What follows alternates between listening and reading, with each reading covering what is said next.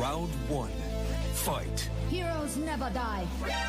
I'm Commander Shepard, and this is my favorite store on the Citadel. I used to be an adventurer like you. Then I took an arrow in the knee. Power, sex, power. They both come down to one thing. Hungry gamers.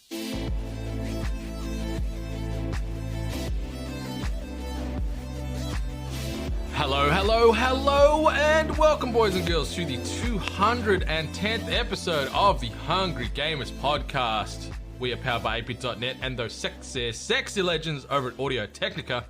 And I'm your extremely humble host, Brendan White. You can find me just about everywhere at Brendan8bit. And joining me today, the Kate Bishop to my Iron Man. You can find her on them socials at Miss Ellie Hart. How you doing today, Miss Ellie Hart? What's going on?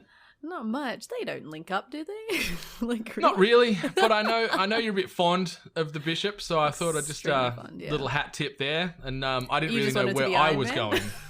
I thought I don't know if I'd have superpowers, and I don't know who I'd see myself more as, and he just was the first one that came to mind. Like, I've been playing a lot of Black Widow in Avengers, but I'm like, do I want to gender bend this thing up? I'm like, nah, we'll just go this way for now. It's so funny too, because I actually have no interest in the character of Black Widow, like both in cinema, comics, video games. I'm just not intrigued by her whatsoever. But then again, I like Kate Bishop, and she's very much like the other Hawkeye, where it's just like, she's really good with arrows. But she's sassy. That's a good superpower. Yeah, Widow's got a little bit of sass. I think I just like that sort of Cold War Russian double agent type of situation. I've always been a big fan of that kind of stuff outside of the comic book world. Like, I love those espionage films and TV shows with, swerves and backstabs and double crosses and stuff. And obviously she epitomizes that. So, yeah. But anyway, I've been playing a lot more Avengers this week. Yeah. Finished campaign. I guess first things first. You know, we were talking about the Metacritic score of currently of 72 last week, and I said, nah, it's about an 8 out of 10 or an 80 if we're going Metacritic rules. I think it's probably more in line with 75 is where I'm at, where I've settled on. Oh, what happened? Lo and behold, after recording, and I smashed out the campaign sort of that afternoon, we were talking, about the people saying that there's been glitches in the game or, frame rate drops and things, and I was like, I haven't had any of that. Yeah. Literally 20 minutes into the game afterwards, it was like, bam, bam, bam, here's some frame rate drop, here's some weird glitch, here's something like this. I'm like, fuck, I spoke too soon. So it was just some fidelity degradation was what lowered the score a little bit, and I guess maybe the repetitive nature of the game a little bit too. But overall, I thought it was pretty cool. I wish there was a bit more variety on the boss types. I'm not going to say anything more about that as I want to avoid spoilers, but I thought the storyline was nice. They fleshed out some good characters. Kamala Khan is certainly the star of it. I hate playing as Iron Man, which is funny because I mentioned my Iron Man as myself right off the jump, so I probably should have thought ahead on that. But just not a fan of flying characters in this game. The flying mechanics just seem really, really janky unless you turn the sensitivity up on the controls, and then trying to aim, you sneeze and then you're looking behind yourself type of thing. So it's this weird fine line balancing act that I didn't quite perfect. So as I said, been maining as Black Widow because she's just agile. She can traverse with a little grappling hook. She's got pistols. She's got some really cool hand-to-hand. Very agile. So, I think I just hit level 45 with her last night. So I've been grinding. It's maxed at 50. So I've been grinding her pretty hard. I wish. But yeah, I've been playing multiplayer. I was playing with Jono a bit this week, playing with Jared as well, and also played with Benny last night. So been sort of getting a little bit of multiplayer sprinkle. It's cool, and it feels like, and it's something that we all agreed on when we were sort of playing during the week, it feels like early Destiny, like as far as the online, like where OG D1, when it first came out, wasn't completely fleshed out, but you could sort of see where they want to take it, if that makes sense. Like, you could see the bones are there, and then the subsequent expansions when they came out was when the game really took shape. I think that's what could potentially happen with the Avengers, where they get some more variety in for endgame expansions and storylines and bring more enemies in and just flesh out this world a bit more. Okay. Yeah, I don't know, because, like, I'm gonna say again, it has to be one of the most boring games to watch on Twitch. So I don't like. Unfortunately, like there's some games where like it might be great for the player, but to watch as a viewer, it's just boring, I guess. So like every time, like I feel bad because like sometimes people have just been playing it and I'm like, well, I don't want to watch this, I'm sorry. I'm out. I'm out, sorry, checked out. Yeah, like I get that, but like I don't know, like I don't want to say it like this because it sounds very sour, but with the consistent amount of things of people telling me about how the game feels repetitive, the game, you know, it's been glitching, it's been, you know, corrupted on some people, like it's like completely shut down on some people while playing. But then there's these other people that just have amazing things to say. Oh, it's a fantastic game. It's the best game. I can't stop playing it. And I'm like, is this like rose-tinted glasses kind of thing? Like, are people just like, are they Marvel fans and they just don't want to say that the game's shit? Or are they just having a completely different experience? Because like sometimes it really feels like there's a good majority of us who just don't want to play. So we're on that obviously side of the spectrum. But like then you have the people, the diehard fans, who I think, like I said, are in rose-tinted glasses saying that this is the best game ever. And then I guess there's the other people that are just in the middle, like, I think I'm enjoying it, but then I've got problems with this and stuff. So it's been really hard to kind of feel out whether this game is good. Yeah, I think like I'm in the middle to upper, I guess you could say. Like I love Marvel, so don't get me wrong. Like there's certainly probably a little tick in that column to soften any blows from the game.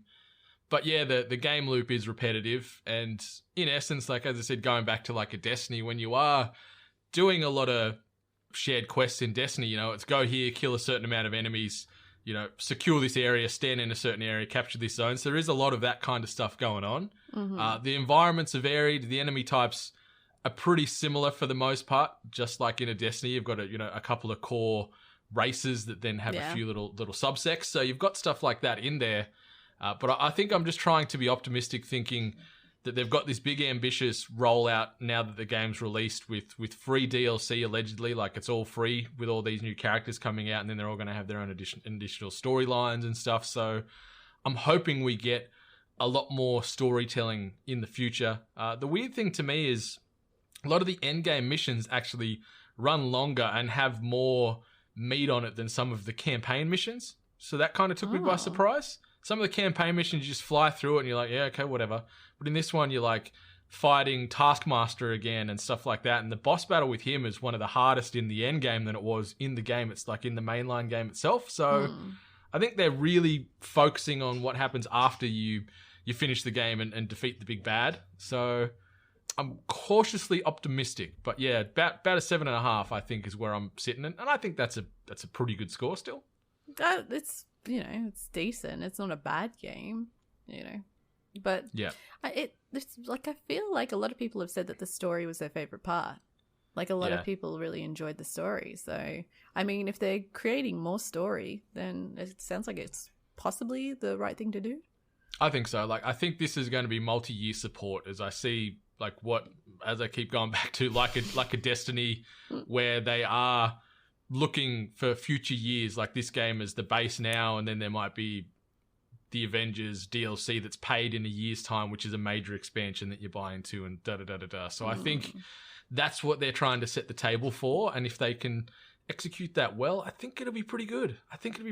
It's just there is a couple of gripes with the online where, depending on people's level in your party, and if they've finished the mainline campaign, they'll let you join the party, but then when you try and start a mission, it just goes, no, sorry, this character's like locked to some part of the story already. So like we found that out with Benny, because he's sort of well behind Jono and I. And instead of it just saying, hey, you can't do this mission, select another one, it tries to put you in, and then it just freezes the game up and you pretty much got to reload. No way. So that type of stuff is a real pain in the ass. We copped that a few times last night. It got to the point where we were just like, all right, Benny, you be the party leader and you pick the missions, because that way we know it's going to work. But when it was Jono and I trying, then it was just jam up, quit, restart. And it got really, really frustrating. So that was a pain in the ass. The matchmaking was a real pain in the ass. But outside of that, once you're in it, it's cool. Synergizing your abilities and stuff. It's like, you feel like a superhero. Since we like to make comparisons to Destiny with this game, Destiny has the same kind of thing with that, where it's like if maybe certain people within your party weren't a particular light level, but there wasn't any like hookup issues. It was straight up like, can't someone in your team is shit.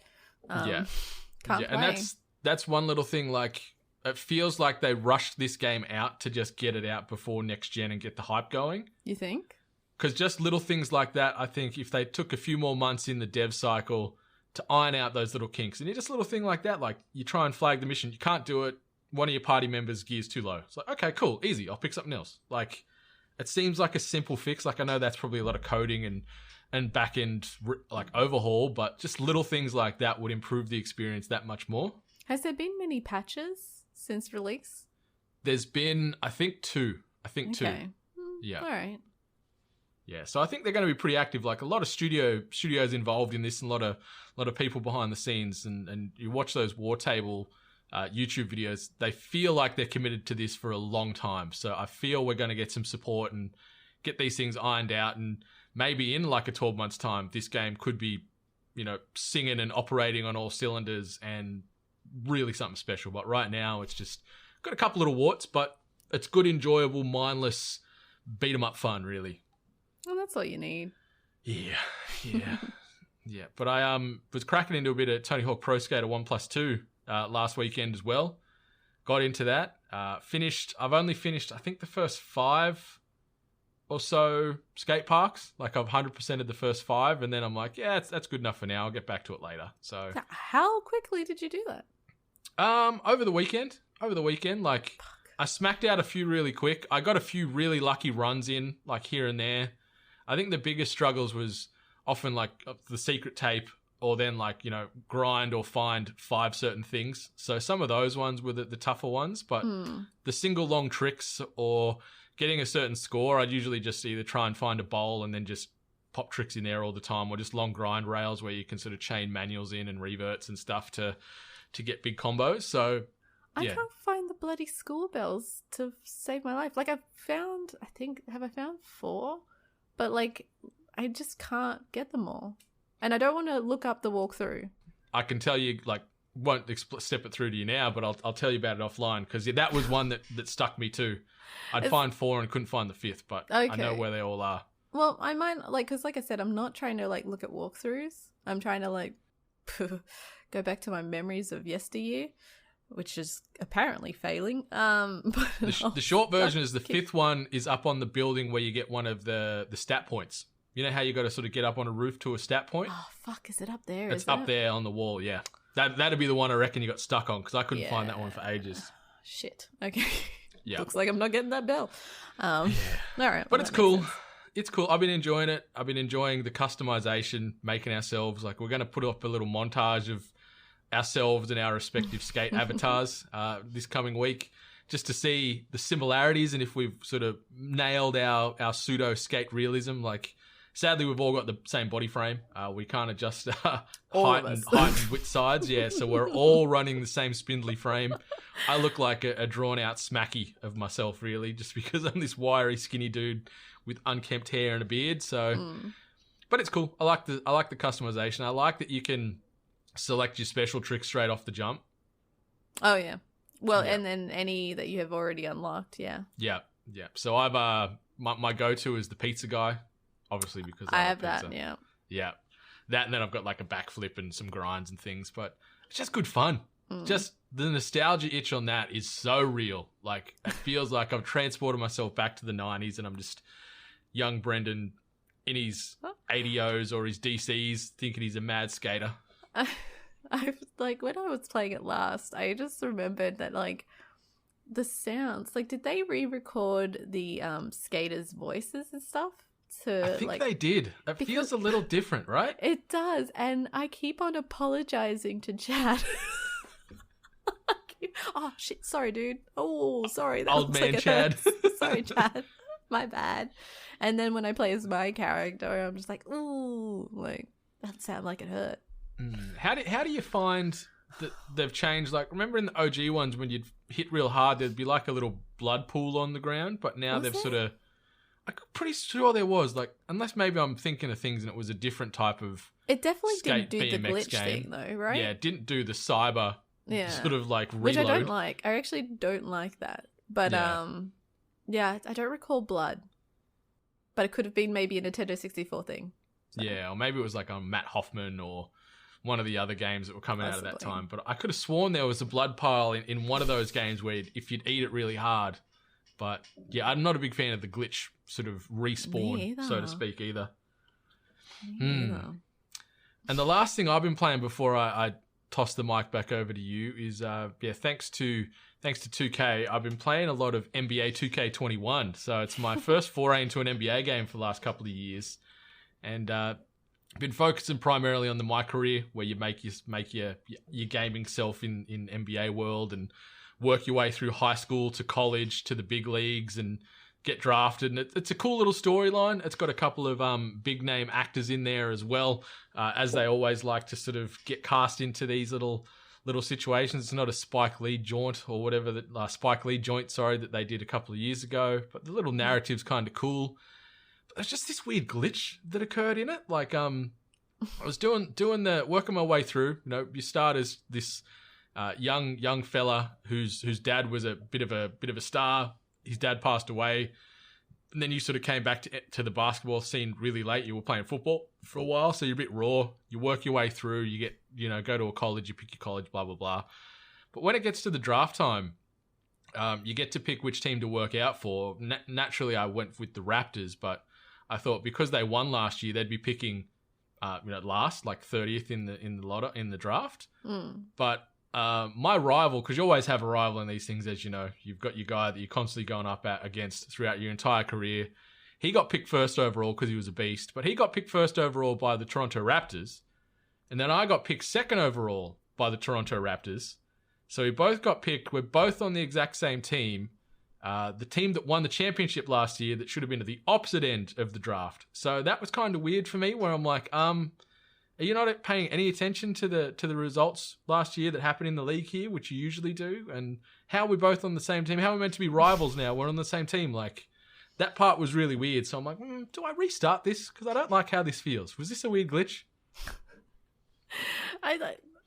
First of all, I've never really played it like an NBA 2K, especially campaign mode. But the fact that the previous ones actually paid attention to like the previous year's like outcomes is actually impressive. So I'm actually pretty impressed by that. But having your rival on the same team, like that doesn't seem like it would work. Like, what are you rivaling? Like, who gets the most points?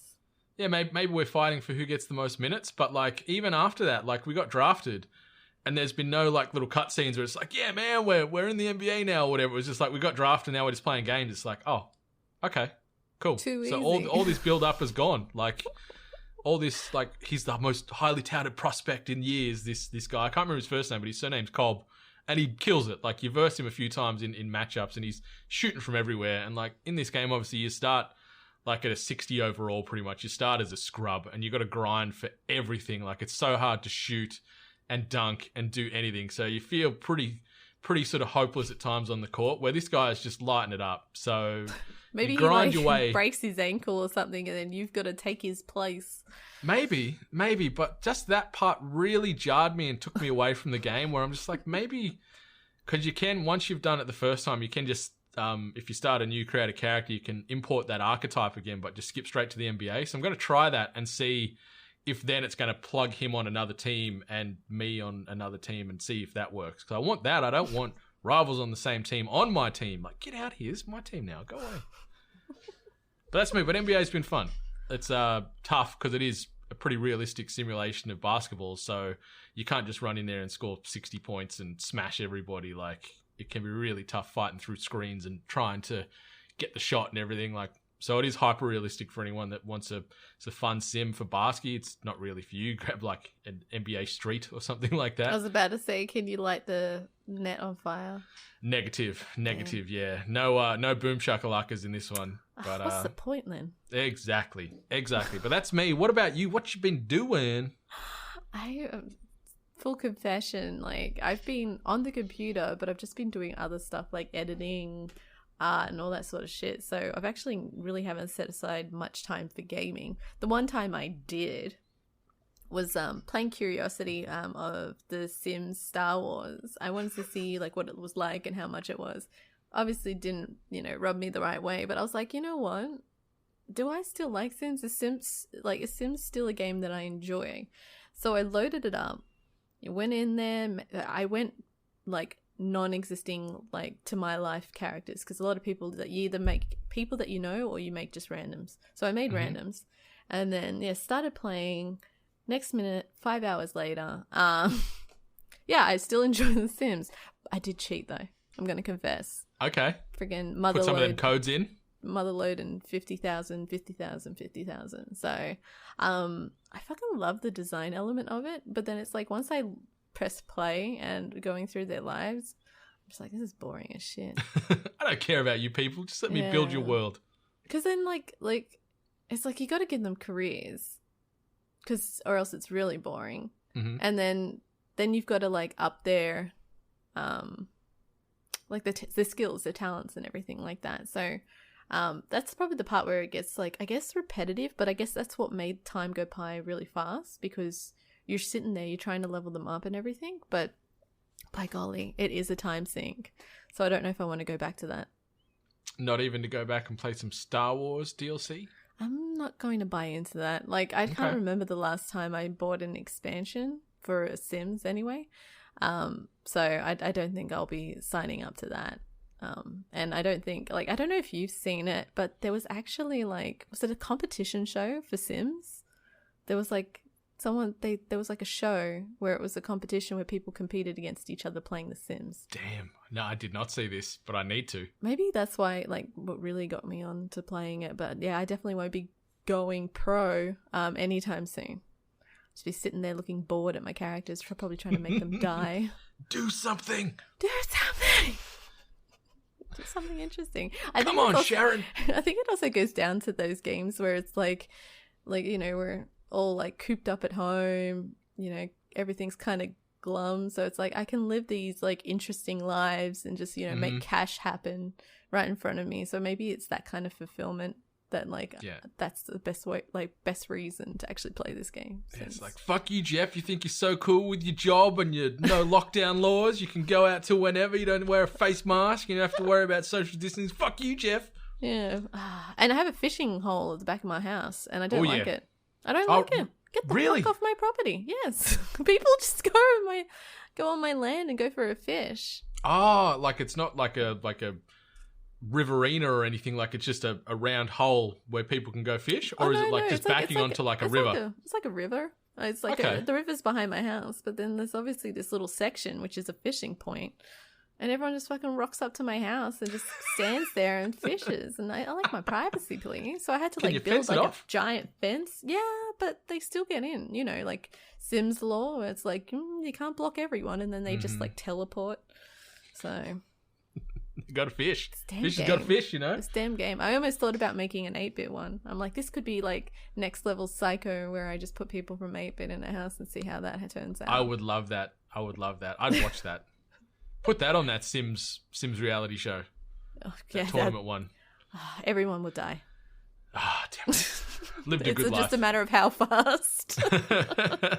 Lived a good life. Yeah. Just don't toss me in the pool and take the ladder out and put the cover over or whatever. Classic. Or put you in a room full of fireplaces and take the door out. Yeah, don't do me that way. I don't want to drown or I don't want to burn to death. That's my only requests, please. All right, I'll find other ways to kill you. Thank you. Quick and easy, please. Quick, easy, maybe painless if you can make it as well. Oh, God. I'm trying to think of all the other ways you can kill them. Malnourishment? Oh, no, that's a really slow one. Yeah. I don't know. Maybe fire's the quickest. I don't know. Maybe. I'll have to look up Sims deaths. That'll put me on the list. Yeah, just scrub your browser after that, just to be safe. Yeah.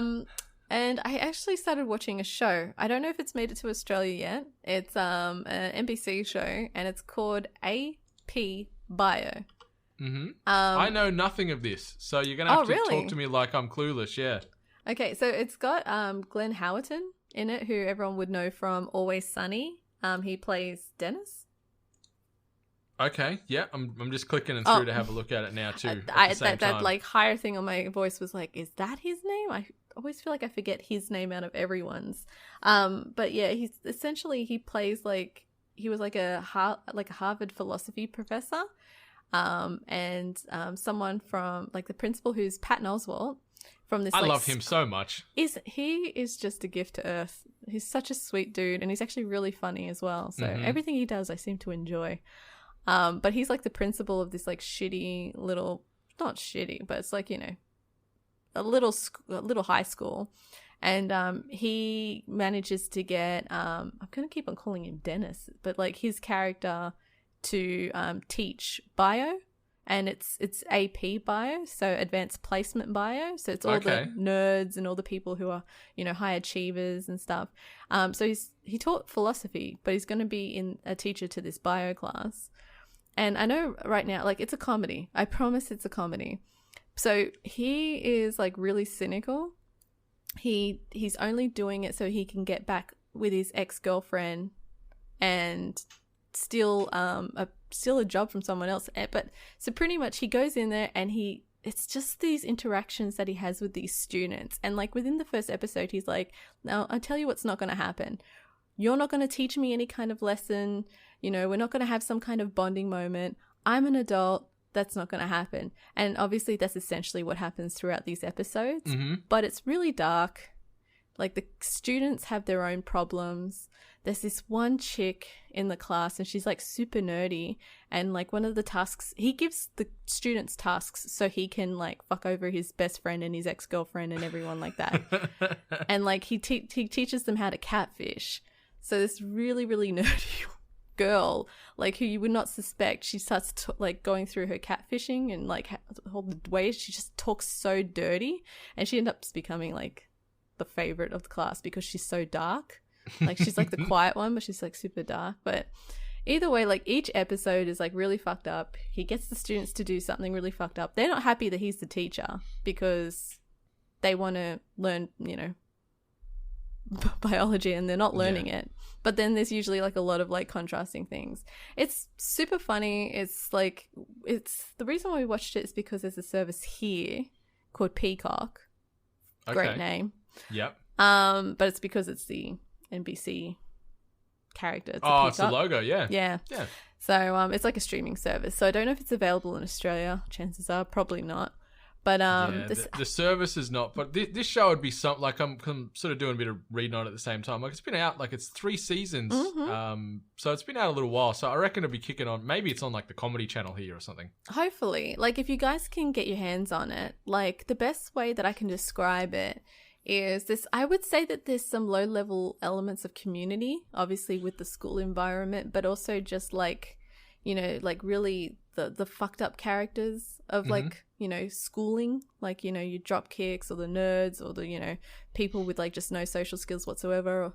But it's also like, yeah, it's super dark, super funny. And it like, I watched the trailer for this probably about a year or so ago. And when I saw the trailer, I was like, this is fucking stupid. Like, I have no interest whatsoever. And then like, I watched one episode. Okay. All right, watch another episode, and then I just fell in love with the students and just all these like interactions that happened, and it's so good. So I don't know if you guys can get your hands on it, but AP Bio, just like if you want something that's like not heavy but funny without like making you feel dumb as a person, like you know how sometimes comedies just make you feel stupid because you're like, why am I watching this? This is stupid. It's not that. It's just like easy watching, dark humor, and just like good background TV as well. So okay, I'll chuck it on the list. Gonna watch episode 4 of The Boys season 2. I knew you were gonna bring up The Boys to point out that I said, yeah, I'll totally watch The Boys, and then she goes and picks up another TV series. Mm-hmm. Yes, and I'm on to you. I'm wise to your games. I'm halfway through season 2 of Doom Patrol as well. That's almost finished, and I'm super sad. Yeah, so. But episode 4 of The Boys would be out now by the time you listen to this. So get onto that because season 2, those first 3 episodes were gems. Everyone fucking talks about it. Like, It's like it's the shit. And like, I don't know why. I don't know what's really preventing me from sitting there and just saying, okay, I'll watch first season. I don't know. Maybe because it's on such an obscure service. Like it's not within my quick clicks. Oh, okay. Like, do you not have Amazon Prime? Oh, we have it. It's just not on my radar as something. Oh, okay. Like, you know how when you sit in front of your TV and you're like, what do I watch? And, you know, usually your first thing is probably like Netflix, right? So yeah, okay. It's not there. Okay. It's just 4 icons down on the Apple TV.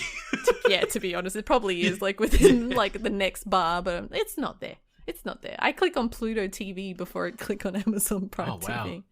Do you guys have I've got Pluto? one. I'd never heard of it. Maybe we do. I'll have a look. Like, there's so many apps. Like, because thanks to you, I bought an Apple TV. Love my decision. Do not regret that at all. Fantastic. Best purchase I've made in God knows how long.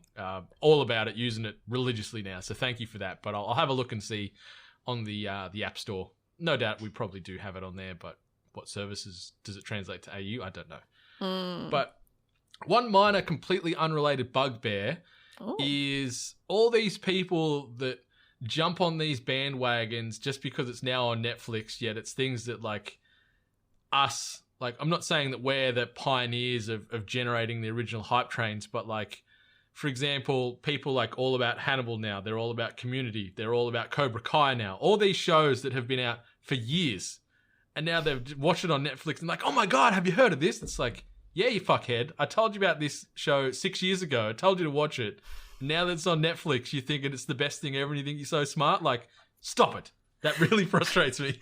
Technically, I acknowledge that you had been telling me to watch Hannibal for so long. But then on the flip side, as fast as it was good to me, it got shit equally as fast. So yeah, and I'll admit to that. First season was perfection. But like, yeah, all these people, and you see them on social media like, hey, have you heard of Community or Cobra Kai? I'm like, yeah, watched all the Cobra Kai stuff years ago. It was like a YouTube series and it was great. So I don't know if was Cobra Kai accessible to everyone, because you know how YouTube has their like, I always say it wrong and I don't want to refer to the wrong YouTube, because I think it's people are gonna know what I'm on about. So I think it's called YouTube Red. Yeah, YouTube Red. That's over here too. Okay. Yeah. Okay. You're thinking of RedTube, which is porn. That's why I didn't want to say the wrong one. Or YouPorn, so you could have got mixed up. I would have been swinging and a miss. But RedTube is the naughty one. Yes, so they tell me. YouTube Red. I thought it was like they have exclusives, like things are like only available to people who are subscribed to that. I am, because like I hate ads.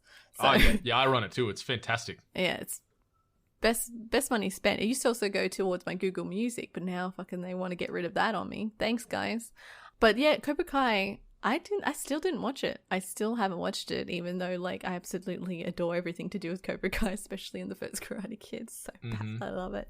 But I see what you mean. I definitely have seen just this fluctuation of people saying, man, Cobra Kai is really good. And I'm like, what happened? So it jumped on Netflix, is it? Yeah, Netflix picked up the rights and it's on Netflix now, and it's popular across the globe. Like, it's in the most watched lists and, you know, the top 10s that Netflix have on their homepage now. It's always up there, like when I've been checking every day. And yeah, there was like, oh, have you heard of this? And it's like, yes, heard of this years ago, watched it, told you it was great, but you never watched it. If people have only just been sorry, that was a burp. If people have only been discovering Community, that's concerning.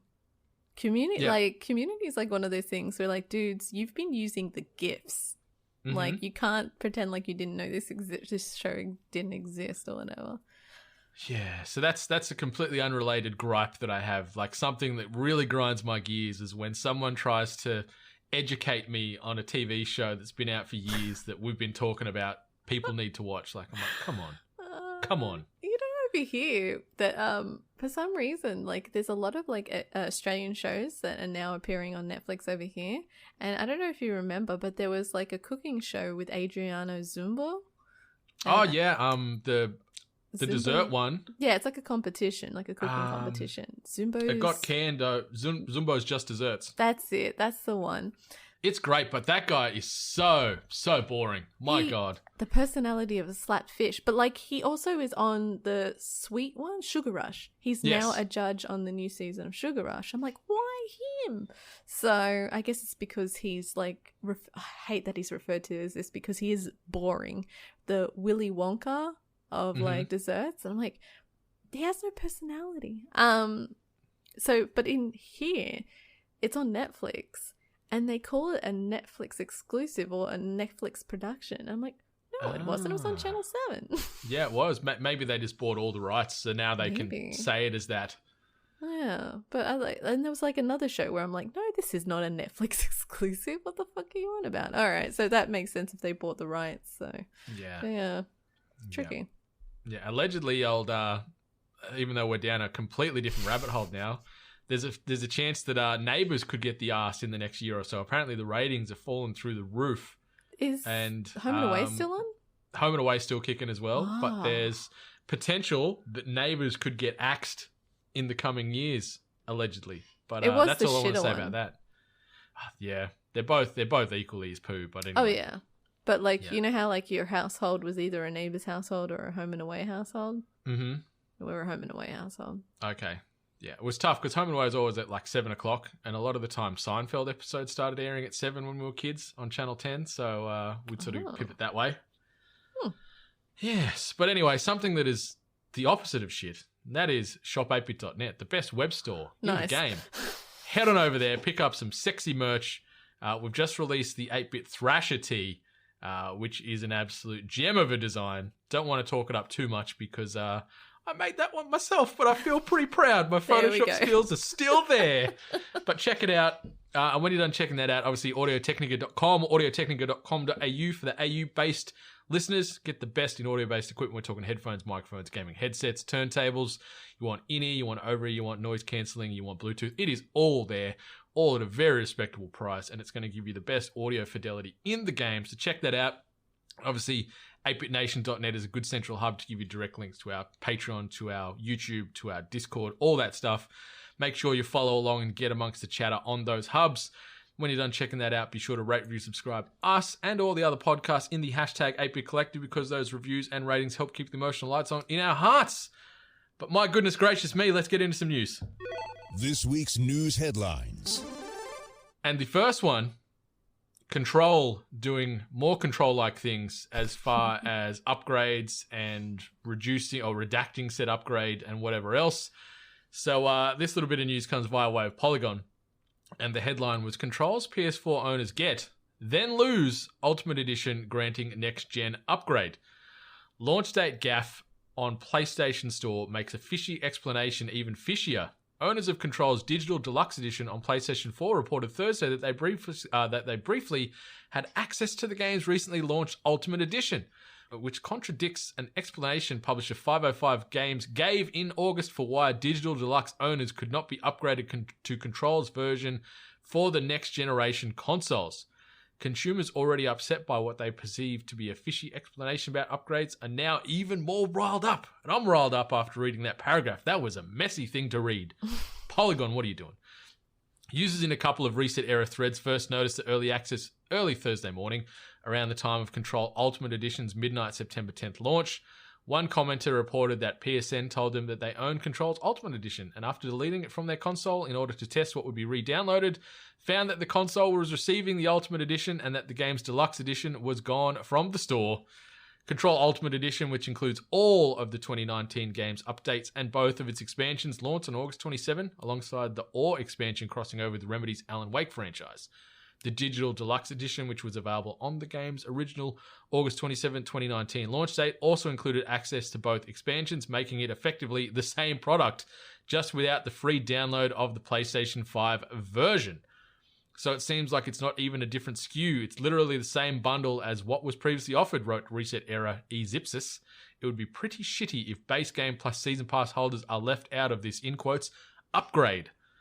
So my goodness gracious, where we're seeing a lot of these buy now, free upgrade for next gen for the majority of publishers out there, 505 just doing some weird things with this. I don't know why. Like maybe there's some kind of weird licensing agreement in the back end that they're just not talking about that prohibits this, and they're just trying to get as much blood out of this stone as they can. But man, it's just baffling to me. Yeah, it's left a lot of people pretty sour because I believe the whole concept was that, yeah, it would be like essentially a different SKU, like a different product. So, oh, we can't do it.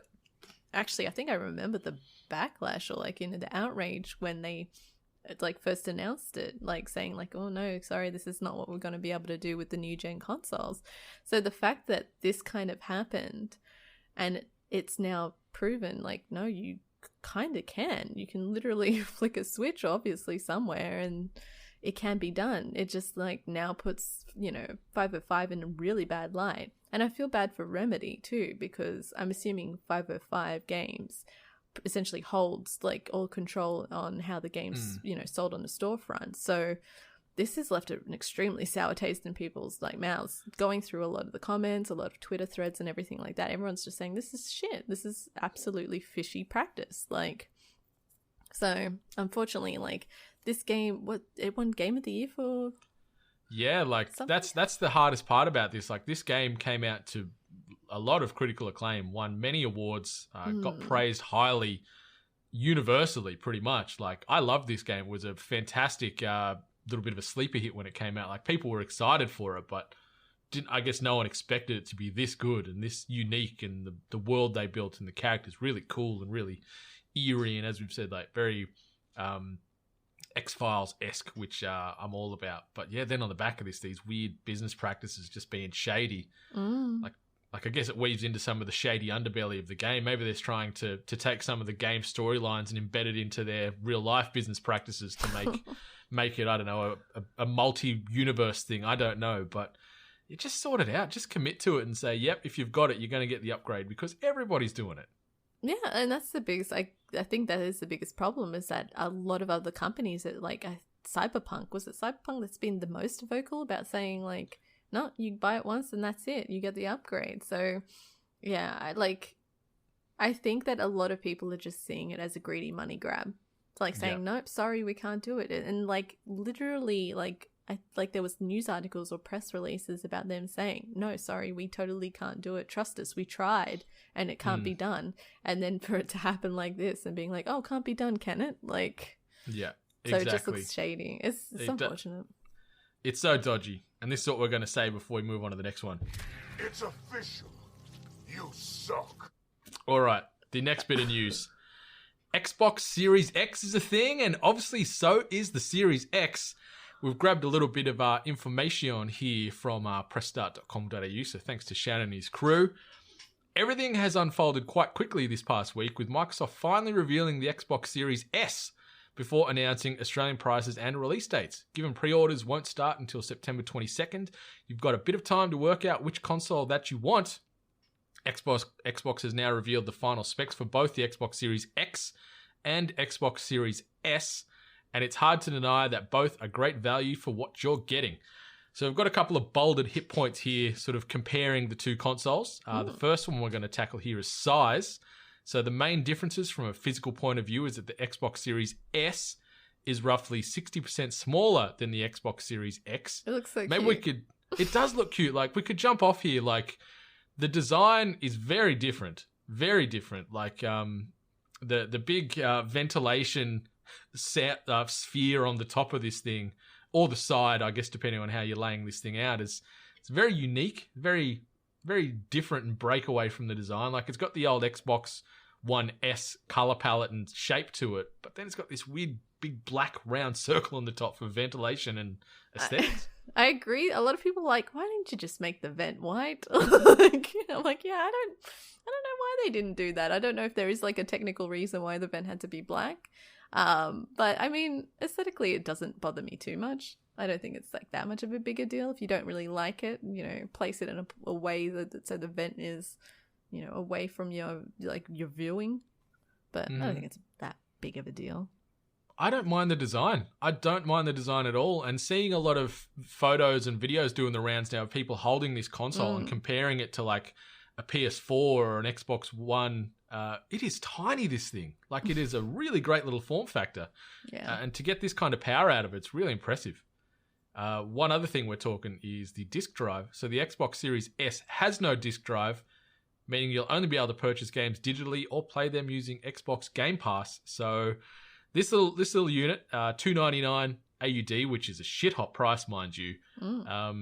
It is your Game Pass stream machine console. Like, it is a lower end spec machine compared to the X, but it is just going to be used for xCloud if you're in places outside of Australia. It is your Game Pass stream box. It is awesome, but I got no issues with disc drives. I buy so many of my games digitally these days. I mean, back in Australia when I had really shitty internet, this kind of aspect would actually, it would semi-bother me. It's like, man, I could have gotten a cheaper console, but because of my shitty internet, it's just not viable for me. But now that I'm, over here with great speeds and everything like that, I can see, like, I'm like, cool, a cheap console, everything's through the cloud, no need to carry discs around. So, yeah, sounds good to me. Hell yeah. So on the storage front, the Xbox Series S SSD is half the size of the X, so you're getting 512 gig as opposed to 1 terabyte. They are still using the same SSD technology. Obviously, your solid state drives are going to enable, super fast load times, which is one of the biggest things jumping into this next generation. Mm-hmm. If we're talking performance targets, the Xbox Series S is targeting games running at 1440p at 60 FPS. Or up to 120 FPS depending on the games, while the Xbox Series X is targeting games running at 4K at 60 FPS or up to 120 FPS. Obviously, this is due to the fact that while the consoles have the same CPUs, the AMD RDNA 2 GPU in the Xbox Series S is a little less powerful. On paper, it sounds like the Xbox Series S is less powerful than the Xbox One X, but it uses the RDNA 2 technology more efficiently to get better results. So there will be a slight drop in graphical fidelity. You're going to have a little less resolution, but 1440p is still pretty decent. IMO. A lot of games are running at 1080p these days with no issue. I think the biggest takeaway is the FPS, like minimum 60 up to 120. That's where you're going to notice a big difference as far as rendering and movement and just overall smoothness of the game. Yes, but like with the Xbox Series X saying that they're running games like, at like 4K at 60 frames per second, like the 4K element, is that still really sketchy on like what games will actually be at that caliber? I think for the Xbox Series X, it's pretty much almost hard and fast that any game on the X will be running at 4K almost just natively. From what I can see, there might be a few that probably would scale back to like a 1440p, but maybe at a high frame rate. But all the big AAAs and all the chatter is they're all looking to just be 4K out the box. That makes sense with the AAAs. That's juicy. Very juicy. Obviously, the same games are going to be functioning across both the X and the S. There isn't any sort of confirmation if there will be any killer differentiators, but one of the big things Microsoft have always been talking about is, we want you to play the games you want to play on whatever console you want to play. So Xbox Series X, Xbox Series S, Xbox One S, Xbox One X. You buy a game on the Microsoft or the Xbox ecosystem, it'll work on any 4 of those consoles, hypothetically. So great. I'm sorry, but that shouldn't be a question. I know. But when you look at Sony coming out and they're like, there's no backwards compatibility here, suck it. But if you want your exclusives, we're still the lead dog in that race for the moment. So yeah, so that sort of weaves in on backwards compatibility. I think we need to sort of dive too heavily on that outside of obviously older accessories. So my Elite controller will work on the Series X or the Series X, which is awesome. And then your smart delivery, which will also still exist. Awesome. Quick resume, which ties nicely into the SSD discussion earlier. So super fast load for games.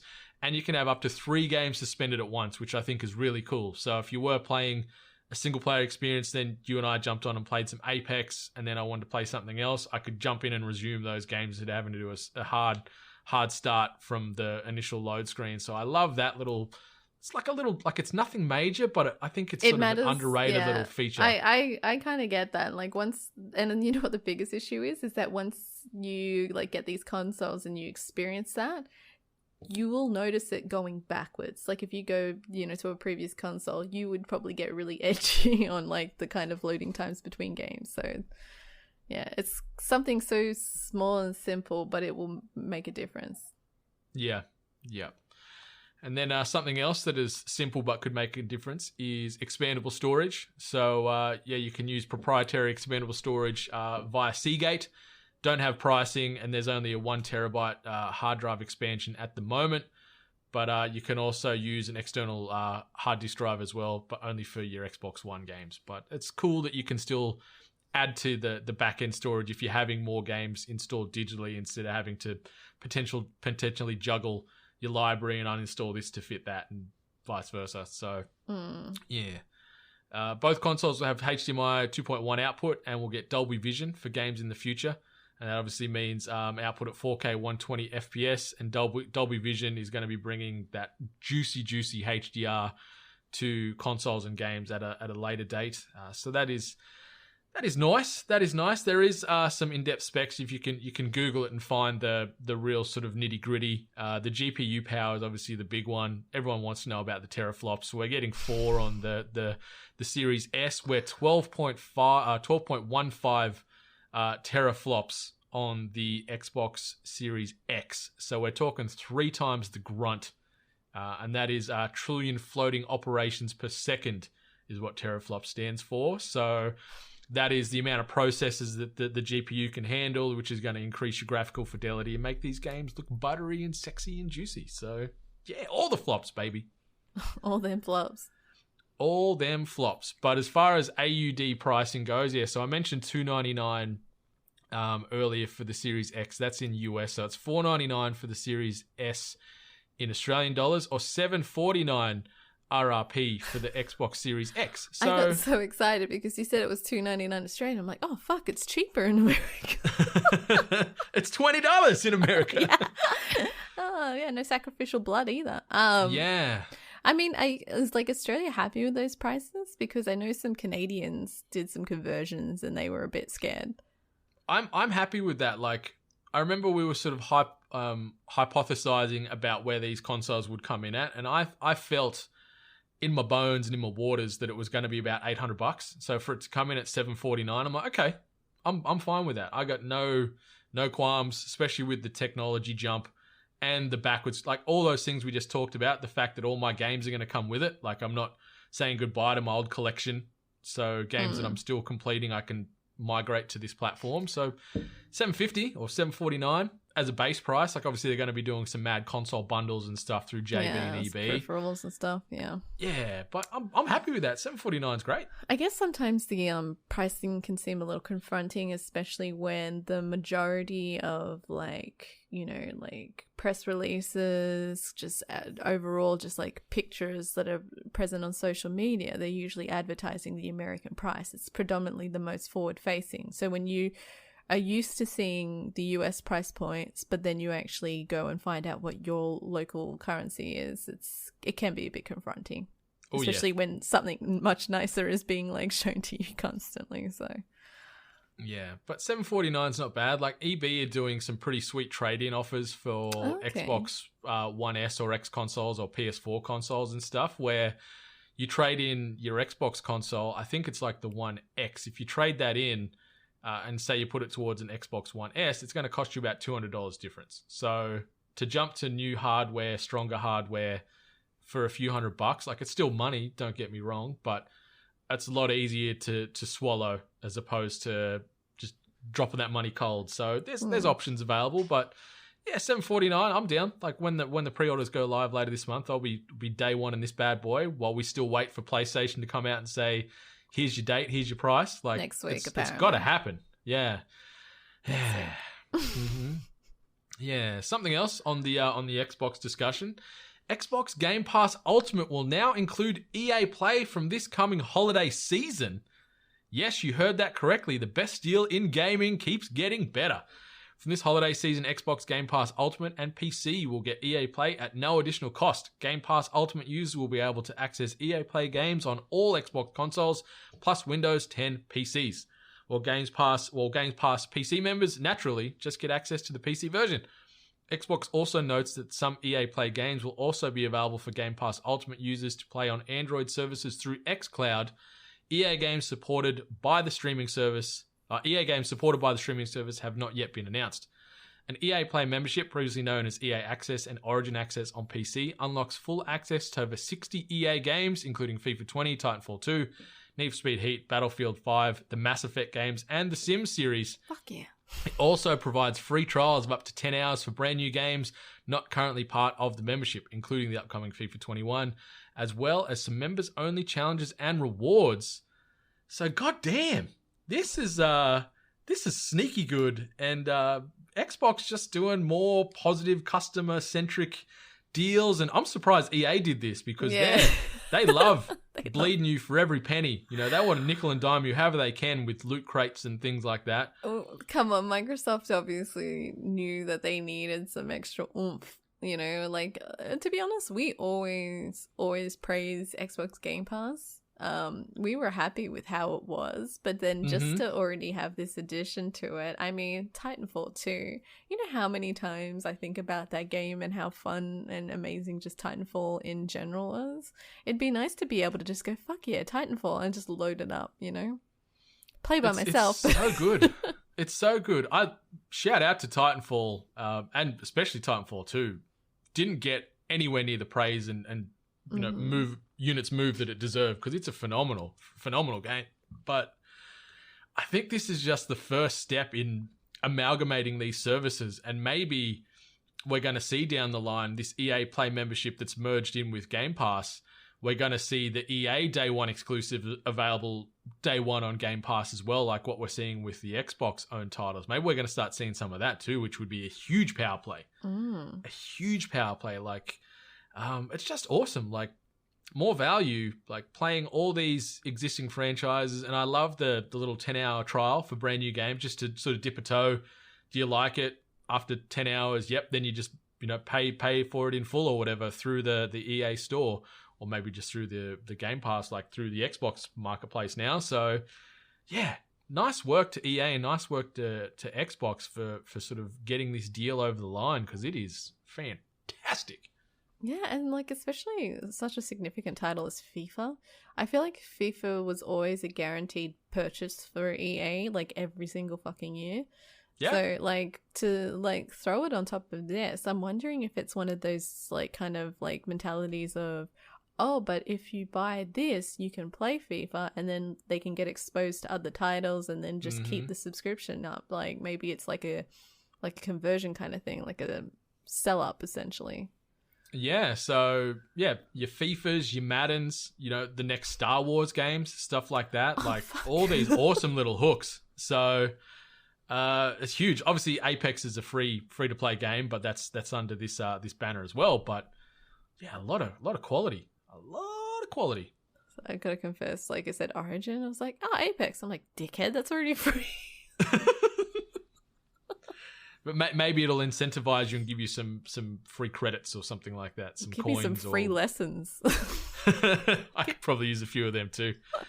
In the last bit of news, we're not going to really deep dive and go through everything, but we had the Ubisoft Forward September 2020, which ran about 30 hours ago, give or take now. And it was its second Ubisoft Forward live stream event this year so far. Just wanted to sort of table this and say anything you wanted to like bring to the discussion, anything that you thought was worthy and stands out. I've never played it, but I've had a lot of people tell me that the Scott Pilgrim versus the World game is amazing, and I believe it was a game that was cancelled because it was taken off, like it was only a digital release, and then it was never available apparently. Like everyone said, it just got kind of taken away. So I think this is definitely one that just like jumped on my radar of like I should be excited about playing this game. The other one that kind of shocked me was the Immortals Phoenix Rising, which we originally saw called Gods and Monsters, right? Yep, I hate the rename. I thought Gods and Monsters was a great name. This Immortals Phoenix Rising is such a dumb name now, but it looked good. Alright, like it looked fine. I don't know if it's necessarily something that would be majorly on my radar. Like it wouldn't be I have to play this, but it could be, you know, something to like maybe dabble in further down the line. I also want to give a mention to the VR Far Cry. Did you see that? Yeah, that was a bit interesting because Misleading? everyone's like, we're going to see more Far Cry 6. Yeah, we're going to see some more Giancarlo. And then we get Far Cry VR. Well, it was more the case where I was actually like, I don't have VR, but there was like, you know, seeing like vast, like in VR, and I'm like, you can play this game in VR, and then it's like, no, it's actually specifically connected to VR centers. So like, I don't know how major it is in Australia, but now a lot of malls here in America, they'll have like VR, like almost like arcades, you know, like you go in We've got there. a few popping up. Yeah. But with COVID, it's all like, Yeah, no, exactly. And like, I think that will be the downfall. I think after COVID, a lot of people will be like, yeah, no, I ain't sharing my face sweat with someone else. So yeah, it was kind of shitty. I was kind of like, oh, VR Far Cry. And then it's like, only at these places. It's like, yeah, asterisk fine print. I guess the biggest one that got the gaming community tight in the pants was the Prince of Persia Sands of Time remake. Did it though? Some people. So this game was a 2003 release, pretty good 3D platform, but they're doing a full ground up remake coming out next January, like 2021, January 21. I'm like, yeah, okay, like I enjoyed the game, but it didn't pioneer or like, it's not on my mantle as one of the best games of all time. Definitely not for me. But what we saw, that wasn't the remake, right? I hope not, because it looked very much a lot like of people the OG said they're like, footage. is that what we're getting?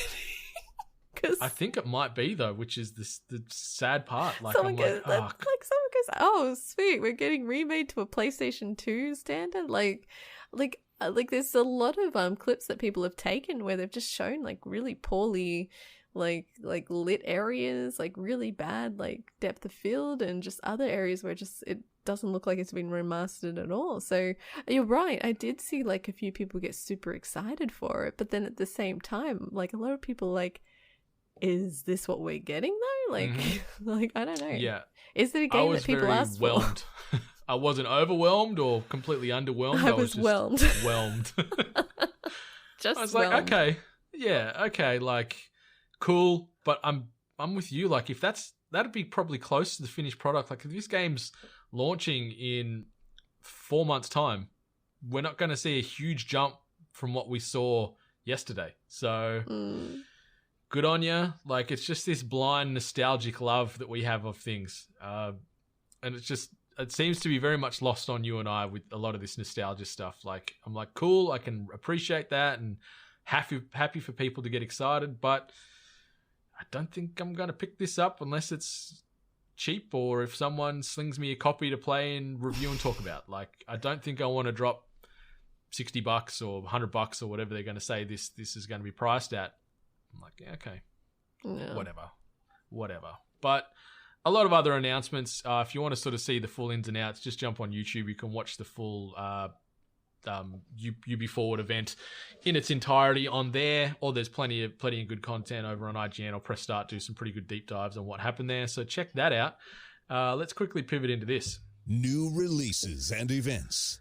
A couple of big games coming out this week. The Crysis Remastered is landing on September 18/19 for AU listeners on obviously PlayStation 4, Xbox One, and the PC.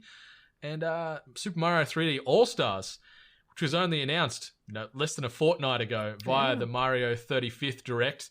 It's dropping on September 18th/19th for AU. And on that same date as well, WWE 2K Battlegrounds is coming out. So, That's so stupid. yeah, it really does. But I think I kind of want to play it. I know that this is kind of one of those things where you're like, yeah, it looks stupid, but I will play it. Like, 100%. To me, it just looks silly. That's just one of my many mantras. It's like, that looks stupid or that is stupid, but I want to play it or I want to do it. I want to see it. Like, yeah, I'll learn one day. But let's move into the second last part of the pod. Tweet of the week. And this tweet comes via way of @FazeClan, and the tweet itself reads, "The most lit channel on Twitch belongs to @T-Pain, if you didn't know."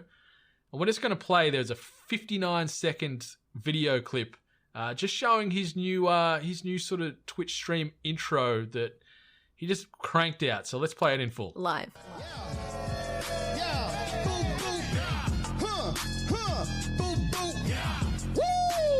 Let go. Look, we about to get it brackin' in this bitch. You just tuned into the littest channel on Twitch. And I am T-Pain, you know the OG. So when you think of legends, I am one of those kings. Oh, please, get on both knees. I'm your host tonight, but feel free to host me. I'm a big brainer, pro gamer. Other channels, lame-os, they no namers. 5 subs, 20 subs, 50. Yeah, I can't put money in the bank cause it won't fit in. Yeah, I stay loyal to my royals and you know I can't switch. Take the trash outside, better get out my face, bitch. That's what's up.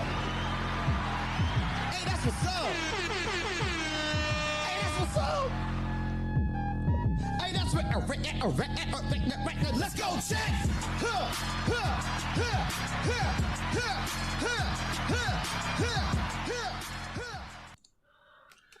What an absolute boss. The was best like, intro I think I've just about ever seen on Twitch. Like, the second I saw it during the week, I was just fucking banging my head, tapping my foot, going, yeah, buddy. It's so good, like, watching him do it, like, you know, just, like, rapping this intro live, and you guess he's so hyped up, but I always lose my shit when anyone uses a freaking air horn. I don't know why I laugh. Like, it's just such a stupid satirical noise now to me that I just crack up laughing. But it's so good, so good. Like, that's what I was mentioning, like, a week or so back when we were talking about, Logic. Was it Logic that is going back to Twitch? And oh my God. Yeah. Apparently it was like the most boring stream, apparently. But like, you know, talking about all these other like musicians and entertainers. Actually, I'm about to also go on to another news story about WWE trying to hold their wrestlers, telling them that they can't get, you know, these external... You can't use your names. Like, Paige changed herself to her original Saraya, her real birth name, as opposed to Paige WWE, because... Yeah, the WWE saying, we don't want you to use the potential licensed names that we own on other content because we're not getting a clip of that ticket. So I get it, but it's also dodgy. Oh, so, yeah. Especially if what happens if like your name is like pretty synonymous? Like, is Xavier Woods, like, is he still WWE, or because like he's pitching for G4? He's still WWE, but I don't know if I know he got injured, so I don't know if he's cleared to wrestle again, but he's still under that. But he's probably one of the more smart. Successful ones that's like kind of doing his own thing. And who did I stumble upon the other day? Is it Cesaro? Cesaro does it. He was playing League. It was so cute. So many of them do it. Like AJ Styles does it, but he owns that name, so WWE can't change that. Rusev, who was Miro on there, who's also now debuted in AEW Unrelated, does a lot. There's so many of them on there now, and it's very smart. Yeah. Very smart. So yeah, winding because, it's back. just another stream of income. Yeah, like winding back and just seeing like these like, you know, content creators, like these like entertainers, and usually, you know, T-Pain is like a household name. Like a lot of people know who he is, but then seeing him just see this platform, Twitch, and seeing like, this is good, and it's good for viewers and fans, like seeing these people in a more accessible light. Like I said, like I'm not going to try his name again. Cesaro. Like just seeing him just playing League and interacting with the people in chat. I'm like I think we've talked about it, like just removing that veil, that celebrity veil, and just being like, there's a real person under there. So yeah, the Swiss Superman. Like, and it's cool to see a lot of these big personalities, breaking down that fourth wall. Like, I was randomly scrolling through Twitch, I think just yesterday, I was jumping on just to see a few people I know, what they're up to, and I saw Adriana Chechik on there, who's like a very famous porn star streaming on Twitch. There's a few I saw that and I was like, oh, okay, fair enough. She's playing Fall Guys. And bless, she was streaming at like 900p resolution, and she couldn't understand that's like, she's like, why am I only at 900 frames? I'm like, that's a lot of, like, I didn't comment anything. I only watched for like 5 minutes. Like, that's a lot of frames if it was the actual case. It's like, that's your resolution, and seeing her try and process that and then play this game and be completely disconnected, obviously, to the usual job she does. Like, it's very different. It's getting fucked in a different way when it's Fall Guys.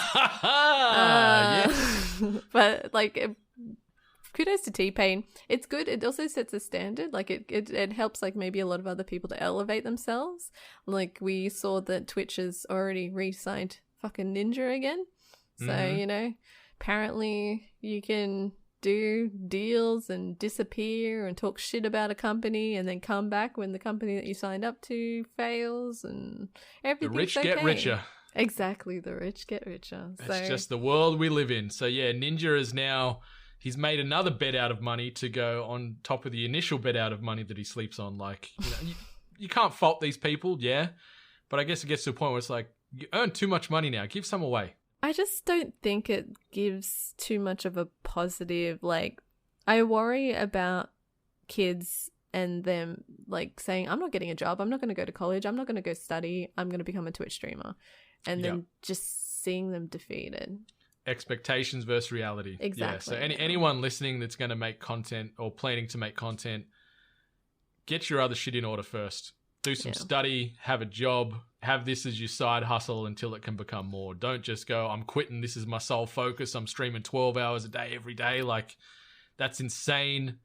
Look after yourself, look after your mental health, your physical health. Develop some life skills. Yeah. Amen. And that's our TED Talk. So, we do have a question of the week, but I want to maybe deep dive on this, so we might kick this can down the road to next week because it is a very heated discussion that I have much to say. It's a very intricate question, listeners, so you will want to come back next week and hear this very in-depth discussion. So yeah, so we're going to end this on a cliffhanger. Anything you want to say before we march on out of here, Miss Hart? No.